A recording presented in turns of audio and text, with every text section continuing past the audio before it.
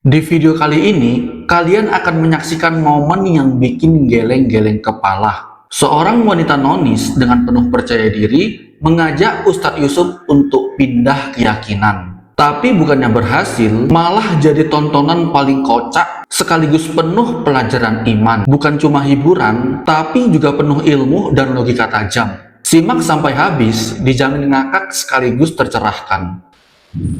Enggak Pak Ustadz, cuma mau tanya kenapa bisa rungkat. Oh, rungkat. Aduh, ya gara-gara si Anu tadi, Mbak. Ya. Gara-gara si Anu di kitab Anda tadi.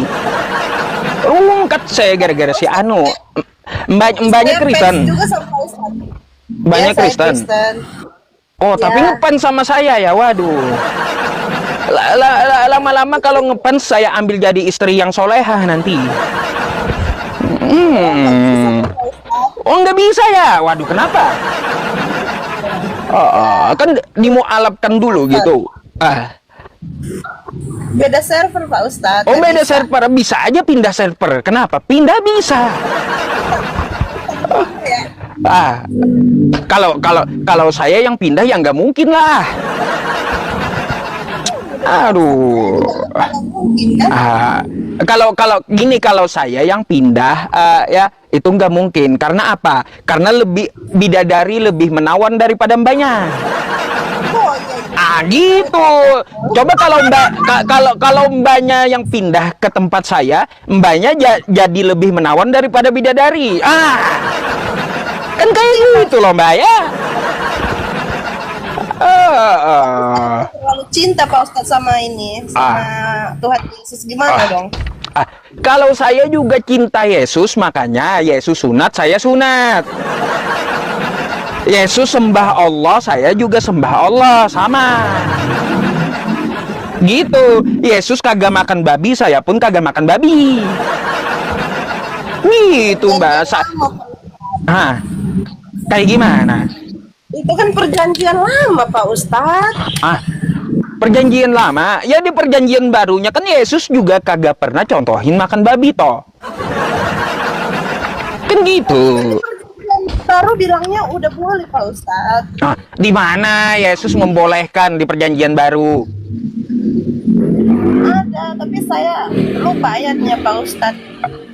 Nggak pernah ada, Mbak. Yesus di perjanjian baru memperbolehkan makan babi, nggak pernah ada. Yang keluar dari mulut lah, itulah yang haram katanya Pak Ustadz. Oh, gini, apa yang masuk ke mulut itu tidak menajiskan, tapi yang keluarlah yang menajiskan, kan gitu? Iya Pak Betul? Ustadz. Kalau begitu saya mau tanya satu hal ya, boleh? Boleh. Di kitab Kristen nih. Tunggu ya, ya. Satu aja. Kalau yang masuk tidak menajiskan, ini kalau masuk ke mulut makanan yang ini mau nggak Anda makan? Ya, tunggu. Nih, ini kitab Anda ya Heskil. Makanlah roti itu seperti roti jelai yang bundar, dan engkau harus membakarnya di atas kotoran manusia yang sudah kering di hadapan mereka. Nah, ini kalaunya roti dibakar di atas ini bisa dimakan gitu. Kotoran apa dulu itu Pak Ustadz? Ini roti dibakar di gitu, yang kering. Ini kalau Pak Ustadz biar bisa ini apa namanya? Ini kan kalau masuk ke mulut nggak najis toh. Betul nggak? Kotoran kan bukan berarti Pak Ustadz. Ini kan roti, bukan kotoran yang dimakan, roti jelai yang dimakan. Iya, tapi kan Ini roti jelai yang dimakan cuma dibakar di atas gitu. Kan bisa dimakan. Betul? kotoran itu bukan Pak Ustadz. Iya, bukan. Juga. Bukan nya yang dimakan, tapi roti yang dibakar di atas tadi. Itu bisa dimakan, kan bisa masuk mulut kan? Iya, saya kotoran itu bukan berarti juga. Mungkin ada itu apa namanya, biar bisa menimbulkan api gitu kali. Bukan, ini kan roti yang disuruh makan, tapi sebelum dimakan rotinya dibakar dulu di atas gitu. Emang di situ tulisnya Nih, ini kotoran manusia.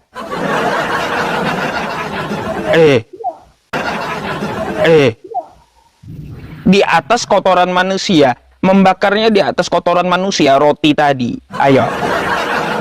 Ini kalau masuk ke mulut nggak najis. Ya kan yang dikeluarkan dari mulut aja yang najis Pak Ustadz. Berarti ini roti yang dibakar di atas masuk mulut nggak najis gitu. Ya Pak Ustadz. Ini di atas kotoran manusia nih. aduh. Artinya bagi dia di perjanjian baru itu Yesus bukan ngomong masalah makanan, bukan. Gimana sih? Ketawa lah Pak Ustadz. Ya. Aduh, Masya Allah. Iya Mbak, tonton aja terus, semoga tonton aja terus live saya, semoga Anda mendapat hidayah gitu ya. Aduh. Masa nggak bakalan, bisa aja. Tuhan semesta alam itu maha membolak-balikan hati, kan kayak gitu.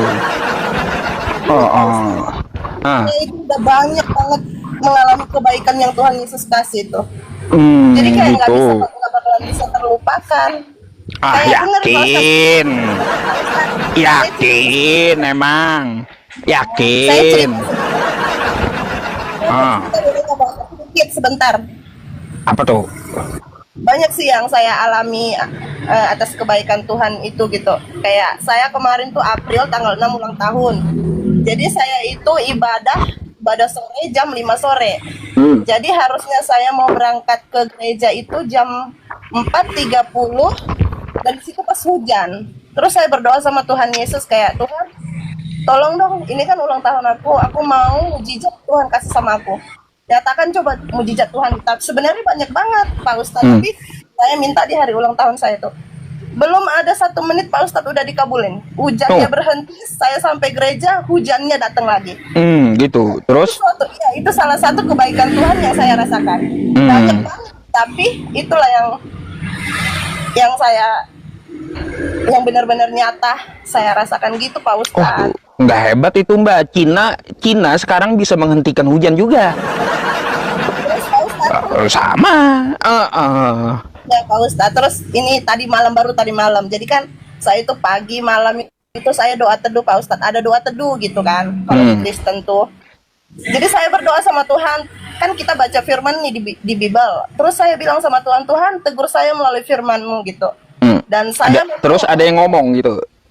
Bukan ada yang ngomong, tapi firman-nya itu ditunjukkan melalui firman gitu Pak Ustadz. Jadi kayak gimana tuh? Gitu, jadi kayak saya kan lagi takut gitu sama orang gitu. Jadi kayak ada rasa takut lah gitu. Terus Tuhan kabulin ini nih, saya bacain ya. Terus ini dijawab sama Tuhan gitu melalui firman-Nya. Terus? Bentar.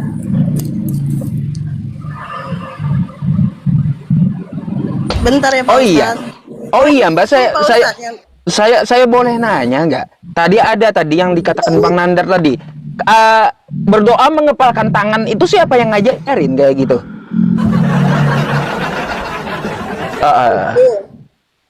Saya juga kurang tahu Pak Ustadz. Wah, nggak tahu imani saja rupanya. Wah. Ya saya orang awam Pak Ustadz. Dengar nih Pak Ustadz, tadi kan saya bilang saya lagi takut sama orang gitu. Tapi ini Tuhan Yesus tegur saya melalui Amsal 1 ayat 15.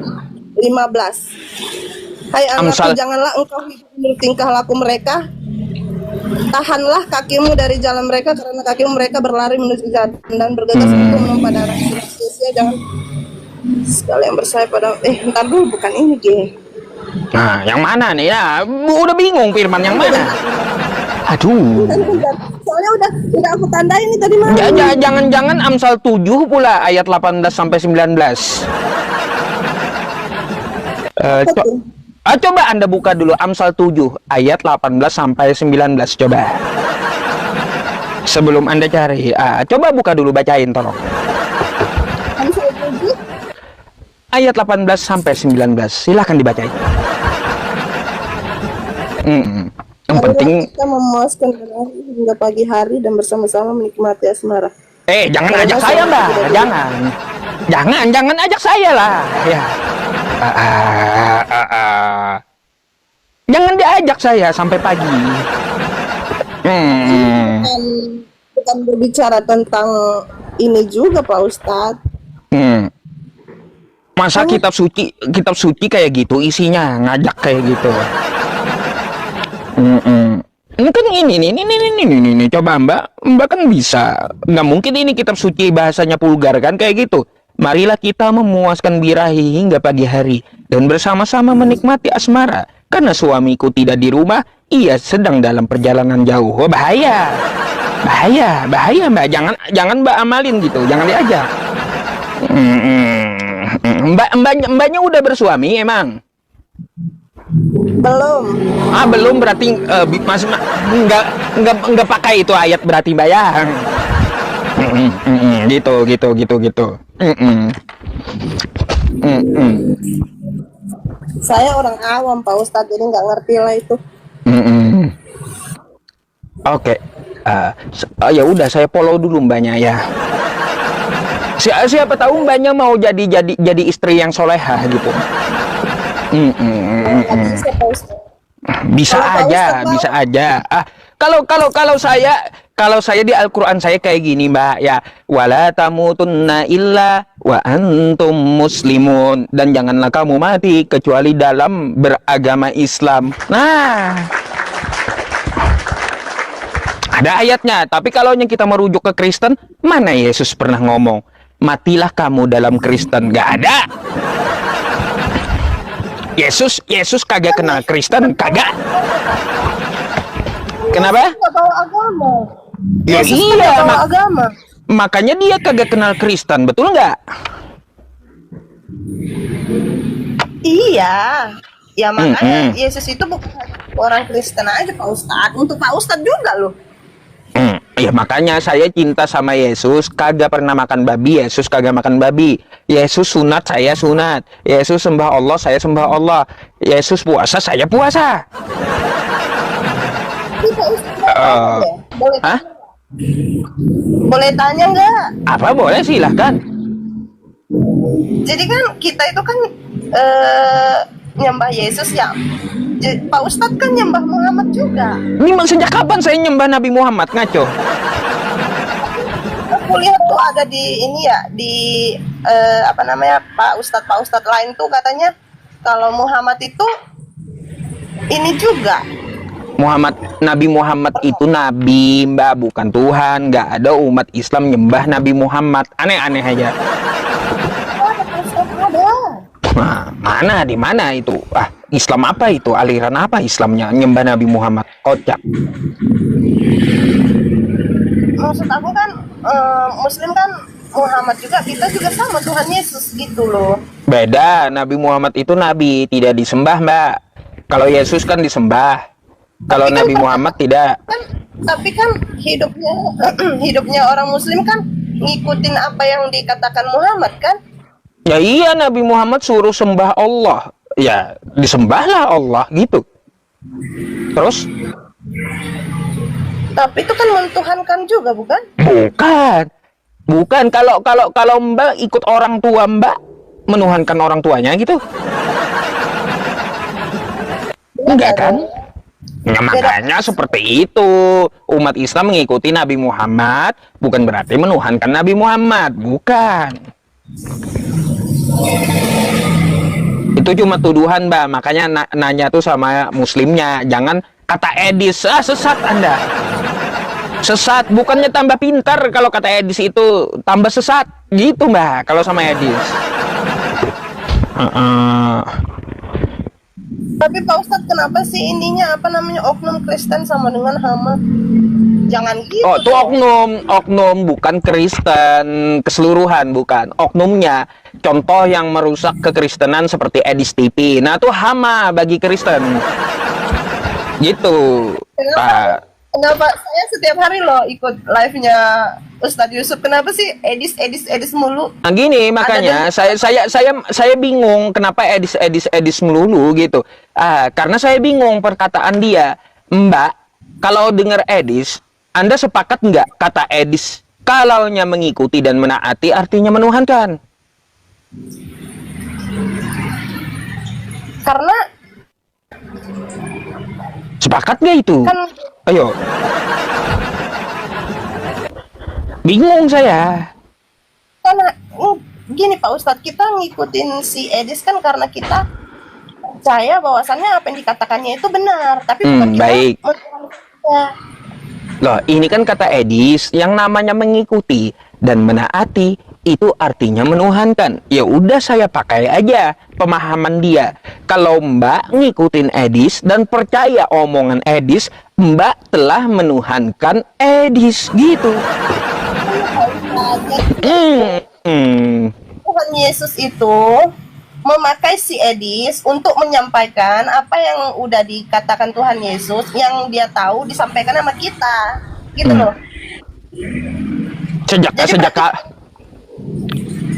Sejak kapan Yesus pakai Edis? Edis dengan Yesus aja kagak kenal Edis, gimana sih? Jadi kalau kita di Kristen itu, kalau dia itu penginjil, itu namanya dia dipakai oleh Tuhan untuk memberitakan kebenaran, gitu Pak Ustadz. Waduh, Mbak lihat PT saya di akun saya yang satunya yang gede tadi. Itu panik Edis ditanya tentang masalah Bible. Dia nggak paham kitabnya, nggak paham. Apa mau nyampaikan apa ke Kristen, tambah sesat entar pula Kristen. Aneh. Nggak paham dia. Tapi dia Al-Quran paham ya Pak Ustadz? Al-Quran pun saya ajarin membaca Edis. Abatasa. Sampai ditertawakan oleh Yahudi si Ishak. Ketawa Ishak. Edis saya ajarin membaca. Masih ada rekamannya.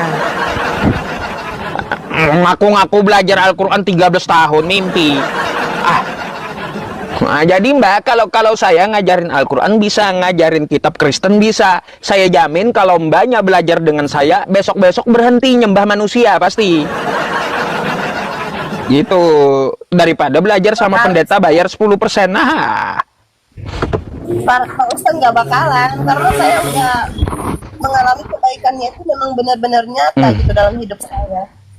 Jadi nggak bakalan. Bisa aja berubah ya, siapa tahu nanti melunakkan kayak gitu. Oh ya udah ya, saya ambil aja tawaran Ustadz Yusuf PI buat jadi istri yang solehah. Bisa. Kan gitu, Allah maha membolak-balikan hati, kan gitu ya. Yes Pak Ustadz, anak bukan. Saya bukan Yuda. Nah, aduh. Astagfirullah katanya. Oke, ada lagi Mbak yang mau disampaikan? Saya izin follow ya. Ikuti aja saya, nanti Mbaknya pasti berubah pikiran, pasti ya. Pak Ustadz kalau udah Edis TV live, saya nggak nonton video Pak Ustadznya lagi. Oh, nggak apa-apa. Nanti kan piti-piti saya kan lewat di situ. Nanti Mbak pasti terpesona dengan penjelasan saya gitu. Apologet Muslim itu Nander juga saya suka, dia ada lucu-lucunya juga. Saya sudah bilang sama dia, saya pernah naik di komal dia. Bang Nander sama lucunya sama juga betul. Cuman nggak terlalu ini ya, nggak bolehlah menghujat, tapi nggak terlalu menghujat banget gitu kan, ada yang nggak boleh juga, di ajaran kami nggak ada boleh menghujat itu. Wala tasubul ladzina yad'una min dunillahi fayasubbullaha aduwan bighairi ilmin, dan janganlah kamu menghujat menghina sesembahan orang lain. Nggak boleh, macam mana pula boleh menghujat, nggak boleh. Ada terlalu ini banget lah, menghina banget. Tapi Pak Ustadz sama Nandarnya saya suka, ada lucu-lucunya gitu buat kita. Ya iya, biar nggak terlalu monoton aja sih gitu Mbak. Waduh, siap-siap tidur di luar kata di bawah ini saya. Jangan teman-teman ya. Aduh. Gimana sih? Mana pula. Oke Mbak. Oke Pak Ustadz. Ya, nanti kalau cerita-cerita yang lainnya nanya punya istri, tanya aja deh lewat DM ya. Aduh. Istri. Gimana sih? Mana-mana pula. Oke, Bapak Mbak. apa tuh? Ah, Oke Pak Ustadz. ya, nanti kalau cerita-cerita yang lainnya nanya punya istri, tanya aja deh lewat DM ya. Nggak usah nanti teman-teman ribut di bawah, pada ribut, pengen tahu juga mereka. Teman-teman di bawah ini buka-buka kartu as pula, macam mana? Nggak bisa lihat saya seneng atau kayak gimana. Aduh. Kita nanti cemburu katanya Pak Ustadz. Siapa kita? Siapa itu? Saya juga nggak kenal. Aduh, ada aja bercanda ya Mbak ya, sebagai ya menghibur dan agak lucu-lucu biar nggak monoton gitu. Saya respect sama Pak Ustadz. Oke, thank you. Saya izin follow saya juga ya. Terima kasih atas diskusinya. Kalau ada yang ditanyakan silakan naik lagi gitu ya. Adapun kesimpulan dari perdebatan kali ini adalah dialog antara Ustadz Yusuf dan wanita nonis ini memang dikemas dengan gaya yang santai, bahkan cenderung bercanda. Tapi disitulah letak kekuatannya. Dengan gaya bicara ringan dan humoris, Ustadz Yusuf mampu menyampaikan dakwah dan ajakan kepada Islam tanpa tekanan, tanpa paksaan, tapi tetap tajam dan mengena. Lucunya, si nonis malah balik mencoba ngajak Ustadz Yusuf untuk pindah keyakinan. Tapi jelas, argumen kosong tanpa dalil malah jadi bahan tertawaan. Perdebatan ini memang ringan, tapi penuh makna. Kita jadi paham bahwa menyampaikan Islam tak harus selalu kaku dan tegang. Bisa dengan gaya yang sejuk, cerdas, dan juga menghibur. Seperti halnya gaya Ustadz Yusuf PI. Dan inilah hebatnya, dengan gaya beliau yang khas, kita bukan hanya dapat ilmu, tapi juga dapat hiburan, bikin ngakak, tapi juga bikin mikir. Inilah salah satu cara dakwah yang cocok di era digital. Gaya santai, tapi tetap kuat dalam logika dan dalil. Semoga video seperti ini semakin membuka hati banyak orang bahwa Islam bukanlah agama paksaan, bukan pula agama teroris, tapi justru adalah agama yang benar, yang mengajak dengan akal, hati, dan kelembutan.